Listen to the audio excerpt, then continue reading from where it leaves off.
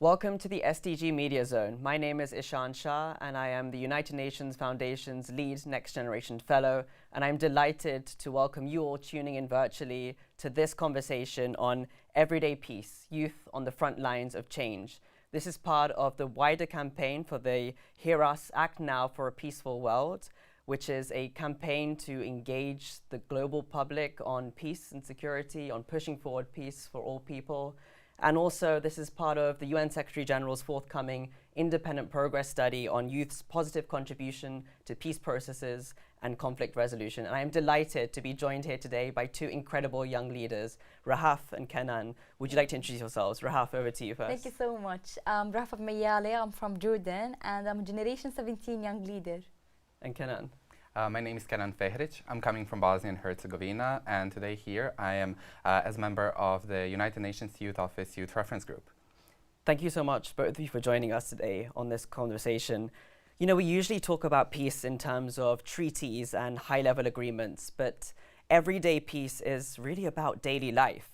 What does peace actually look like in your community for you and your young friends and your peers? And how does giving people better access and opportunity help make peace a reality for all? Over to you first, Rahaf. Thank you so much. Actually, it's a great question, and I was wondering what does peace mean for me in daily life as well, for me as a young activist and one who is active in her community. I think everyday peace to me is something very real because it's not defined by absence of conflict, by the presence of opportunity. Because I think there is a peace if there is a presence of opportunity, hope in people's daily lives. It look like for a young people, if we are looking for a young people, their work and feeling their voices that is here, this is the peace for them because they feeling they are in a safe places, people hear them, people cared about them, cared about their work. Through my work in my organization, Go, I had the pleasure to create a space for youth places, and especially in Jordan, in Arabian state, that make them feel safe in a place they can be heard, their voices is heard, there is an opportunity for them, there is a place they already supporting them. This is peace for them because as a young leaders, they are looking for a place that already giving them the opportunities, place that also supporting them, supporting their passion, their voices, how they can raise their voices. So I think peace for these kind of young people, for them to have opportunities, to have a place supporting them, the place that is believing them, and also to have an opportunity that's supporting their work, supporting their impact and where they are looking for. Thank you so much. And that's such an incredible reflection there on the power of convening, right? And convening young people, meeting young people where they're at, and what that really means, convening, the power of convening, right? And how that builds hope and how that builds trust amongst each other. And that's really the foundation of peace. And we convene at the highest levels of diplomacy, but also at the grassroots level, communities and schools and community groups and faith groups even. And that's the beauty and power of convening. Thank you for bringing that there. And Kenan, do you have any reflections then on that? You know, I'm really glad that you have asked this question because, as I said, I'm coming from Bosnia and Herzegovina, and Bosnia and Herzegovina is a post-conflict country. It is a country that is literally a living example of peace building, and young people over there are living the process of peace building through everyday lives. I mean, the war ended 30 years ago, and majority of the population that has lived through that war still faces some trauma, still faces some challenging moments. But young people are the ones who are actually trying to overcome all of this trauma, who are trying to foster friendship, collaboration, and the peace-building process in its core, by its definition. And I think it's really a unique example because we have the peace-building process that starts from the bottom up. So we have, and it's especially young people because they bring fresh perspective. They didn't go through this horrible moments of war and everything. So they are trying to actually open up the doors for everything that I have mentioned before, and it's really unique because the young people and the general public are the ones who are starting the peace building process, who are trying to make it better, to make it more heard and everything, and it's going up to our politicians, to our policy makers, and it's a really unique process. And for us in Bosnia and Herzegovina, I always like to put it this way: peace is in the moment of sitting down and having a coffee with your friends and not thinking about who is who, who's coming from which side, what's your religion, what's your nationality, and so on and so on.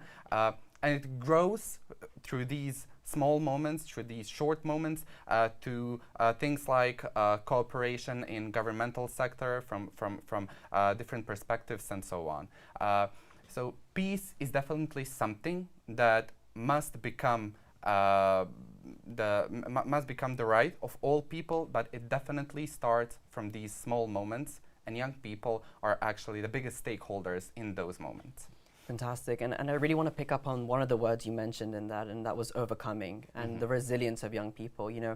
As young leaders, I'm sure you do, I'm sure many of us do, face so many barriers and challenges, and sometimes we have to push back against those barriers, and sometimes we have to reimagine systems and transform the ways in which things work. So I want to ask both of you, what are some of the biggest roadblocks that you faced in your line of work and on the ground, and how have you overcome them? How have you got around them? How have you navigated these systems that so often work against young people? Yeah, actually one of the biggest challenges that I have faced is tokenism, where youth are included in conversations, but they are not truly empowered to be influenced for the outcomes.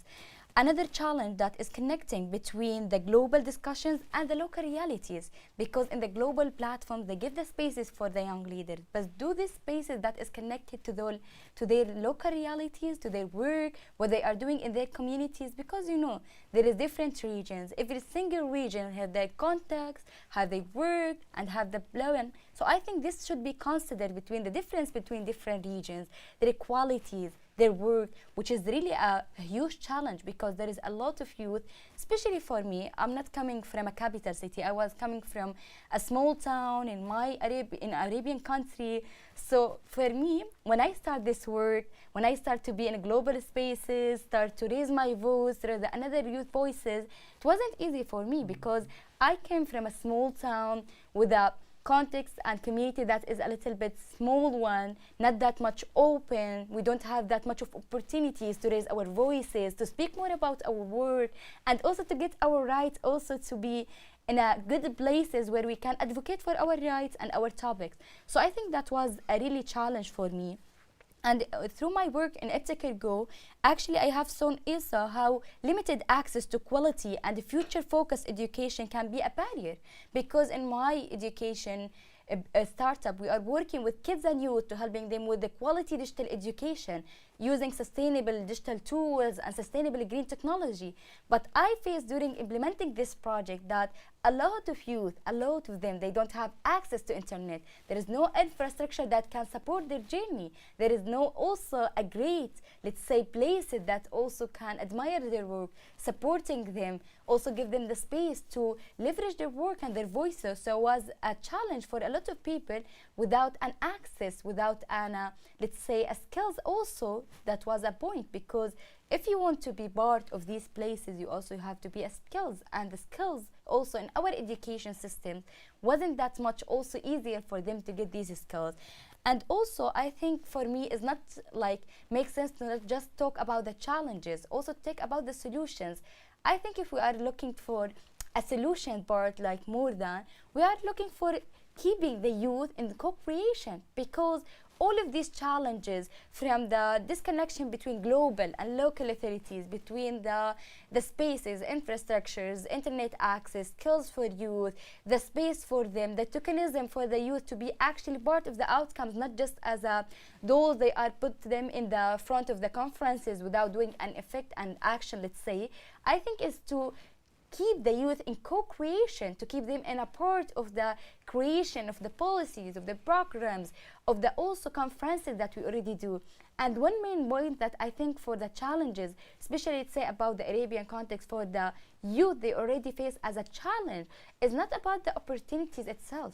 It's about, do they are ready to get these opportunities? Because maybe there will be an opportunities, but as a youth, if you are not ready to get the opportunities, you don't have the skills, you don't have the, let's say, the capability, this will be an issue. So I think building the capacities of these youth, also if you don't do it in a great way, in a way that is working with their passion, working what they are looking for, it would be a challenge for them, because it's not about the opportunity itself, it's about how we prepare our youth in a great way to get a great opportunities.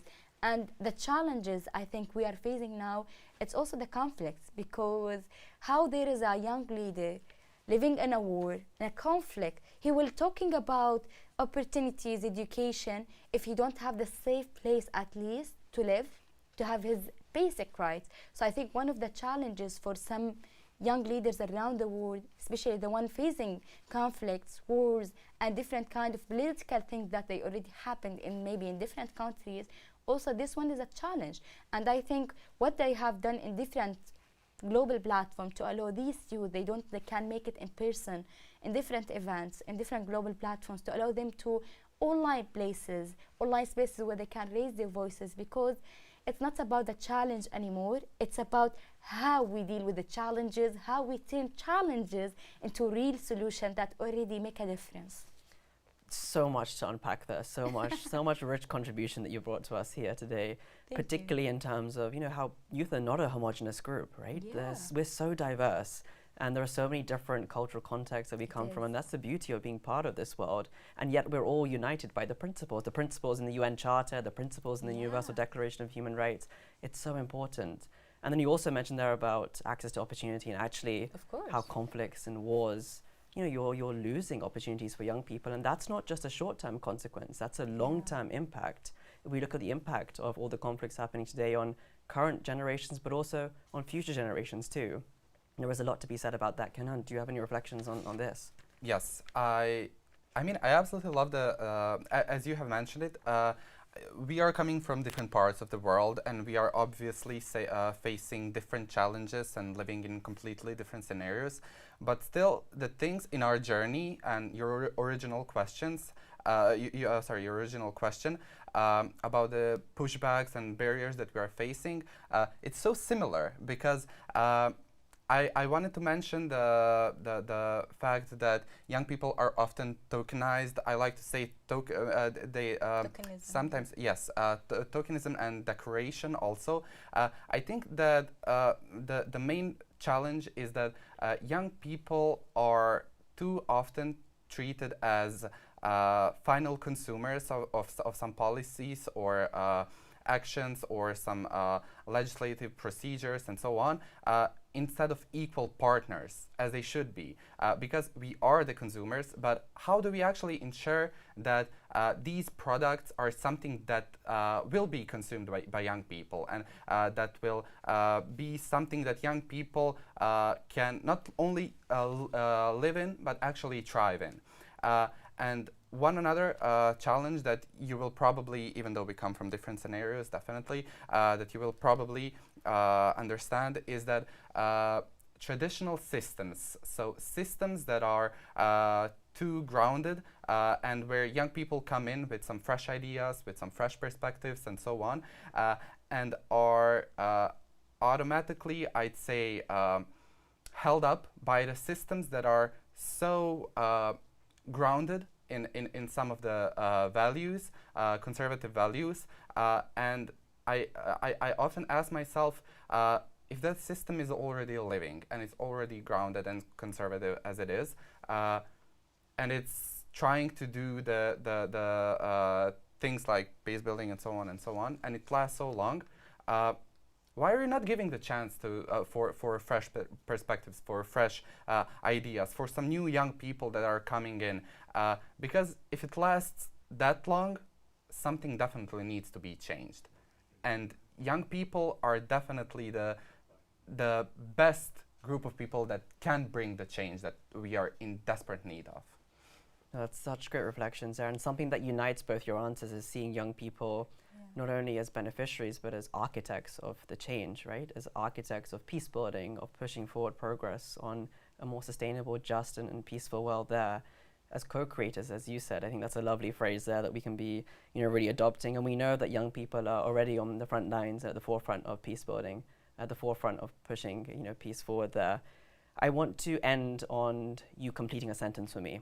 So to truly scale the impact of young people, the international community needs to stop doing what and start doing what. So could you complete that sentence for me? I'll start with you. Yeah. Actually, to truly scale youth impact, the international community needs to stop treating young people as a box to tick, because start investing in young people, truly investing in them as a co-creators of our solutions, I think will be, especially in different areas like climate action, education, and this important topic will be directly shape our future and share our impact. I can. Once again, I think I have to agree with my colleague here, but I'm going to keep it really short, and I'm going to reflect on the answer that I already gave. But international community needs to stop treating young people as consumers of their work, of their policies, and instead of that, they need to start treating young people as partners. Yeah. You two are working on the ground. You're pushing peace forward for our generation, for the generations to come. So thank you so much for being here, and thank you so much for this conversation. It's been awesome. Thank you so much for you. Thank you for having us here. Thank you as well. Thanks so much. It was a great conversation actually, because they're hearing from different perspectives, from different regions, how they already young leaders from different backgrounds, from different work perspective, how they see the peace, how they see their work. Because it's all about now, as I mentioned, diversity. Because as a youth, if we accept the diversity that we have between each other and how we can deal with it and how we can make the real change, actually this will be a difference. And as I mentioned, I think if truly international organization treat people not just as a box to tick, but treat them as a co-creators for our solution, this will be the global change, and this will be supporting the SDGs that we already, I think the deadline is within 2030, so we're already within the deadline. There is a couple of years coming out, so I think we have to all stand as a one unit, working together and make this happen and to achieve these goals and make together for a peace building as well, because we cannot achieve SDGs or any other work without a peace building in all the regions around the world. What a great way to end the conversation. Let's keep working together for peace. Yeah, thank you so much. Thank you, Rahaf. Thank you, Kenan. Thanks so much.